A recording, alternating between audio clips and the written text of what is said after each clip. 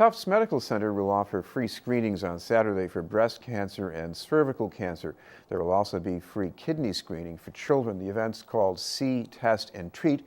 Patients will also get some initial results and information about follow-up care. To tell us more about the event is our guest from the medical center, the pathologist-in-chief in the Department of Pathology and Laboratory Medicine, Dr. Barbarajean Magnani. Thank you very much for being with us, Doctor. Thank you. I want to start with the people who really need these screenings because the reason people need screenings is they don't know there's a problem. So I guess you could feel like you're perfectly healthy. Right, that's true, and that many of the women we find have either cultural barriers, insurance, financial barriers. They may not be able to get child care during the week. They don't want to leave their regular jobs in order to take off time to take care of themselves. So we offer this free screening program at a time that's convenient, and it allows women to also show up with other family members. We see sometimes grandmothers, mothers, sisters come together to receive this free cervical and breast cancer screening. Well, let's start with the cancer screenings. At what age should women start with this? Yeah, so for cervical cancer, what we're looking at is Pap smears now are recommended at ages 21 and above. Between 21 and 30, every 3 years is a good time to get a Pap smear.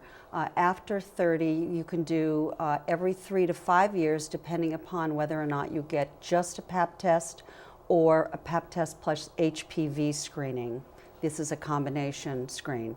I imagine when people get screened, there's a little conversation about maybe other people in the family who might have a history of cancer. So I guess that could also be important as far as knowing when you should come back for the next screening. It's very important for women to have this conversation with their physician because you're absolutely right. In terms of breast cancer, family history is important. Cervical cancer would be important to discuss the kind of sexual partners a patient may have. It all contributes to whether or not or how often they should be screened.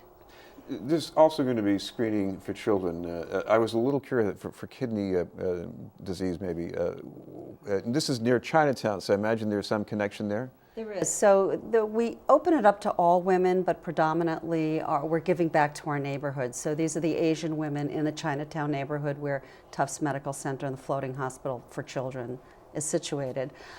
Many of these women actually come to see, test, and treat with their children. So this time we're offering this screening because we've noticed that in particularly in Asian children, there is a little higher incident of undetected kidney disease. So by taking their blood pressure, screening their urine, we might be able to pick this up early and then get them on an early path to treatment.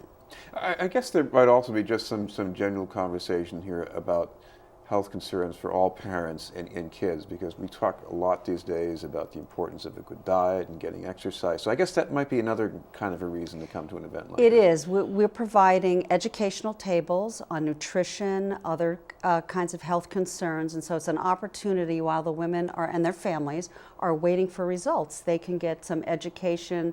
I have a microscope set up. You can look at your own slide. You can look at other slides that we have as educational.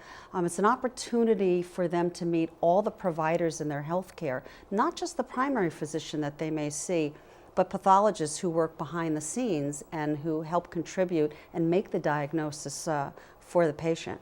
You mentioned that you're going to have at least some preliminary results almost right away. Right. So normally what happens when a woman goes and gets a Pap test, they take the test, it gets sent off to a laboratory, and then maybe a week or so later she'll receive a phone call or a letter from her physician with the results.